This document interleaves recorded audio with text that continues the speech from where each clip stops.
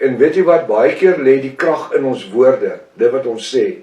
Die woord sê tog, lewe en dood, en die mag van lewe en dood, lê in ons mond. Vers 6, en Abraham het die hout vir die brandoffer geneem, en dit op sy seun Isak gesit, en die vuur en die mes in sy hand geneem, so het hulle twee dan saamgeloop. Toe spreek Isak met sy vader Abraham, en sê, my vader, en hy antwoord, hier is ek my seun, hy sê, hier is die vuur en die hout, maar waar is die lam van die brandoffer? Jy sien nou, 'n brandoffer. Brandoffer meen jy brand hom. En Abraham antwoord, Jaffa sal vir homself die lam vir 'n brandoffer voorsien, my seun. Hy sê nie vir Isak, jy is die lammetjie nie. Jaffa sal voorsien. Ek sal nie glo in my eie lewe as 'n jong man en as 'n jong besigheidsman, na baie jare in my eie besighede gehad het, hoe die skrif my behoud was nie. Waar gesê het, as Jaffa vir Abraham kon 'n offer voorsien het. En hy het nie Jafashua geken nie, glad nie. Ons ken Jafashua. Ons het 'n Nuwe Testament, ons het 'n nuwe verbond. As hy vir Abraham sal voorsien, hoeveel te meer sal Jaffa nie in ons wie bruid is, sy lewe voorsien nie?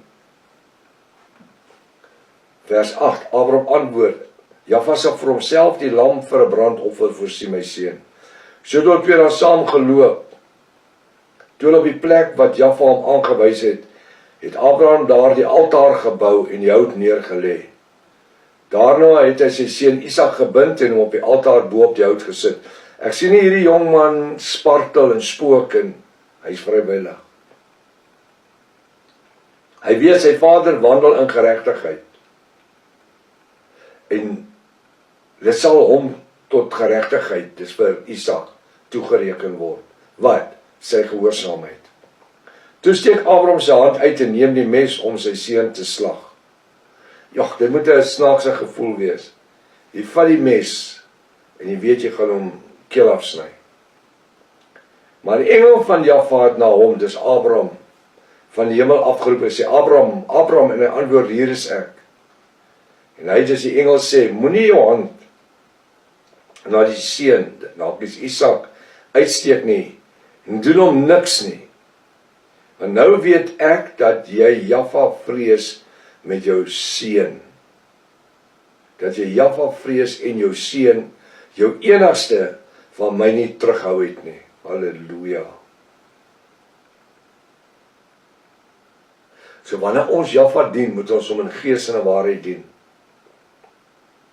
En dis ook wat ek altyd sê, al vir baie jare, alles wat ek het, behoort aan Vader Jaffa.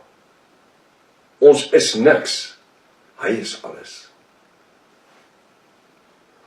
Vers 13, toe Abraham sy oë opslaan, sien hy met eers 'n ram, waar agter in die bos met sy horings vasgeraak het, en Abraham het gegaan, en die ram geneem het as brandoffer in die plek van sy seun geoffer.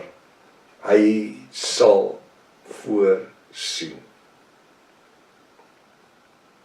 En ek wil sommer met u net kortliks oor geloof praat hier.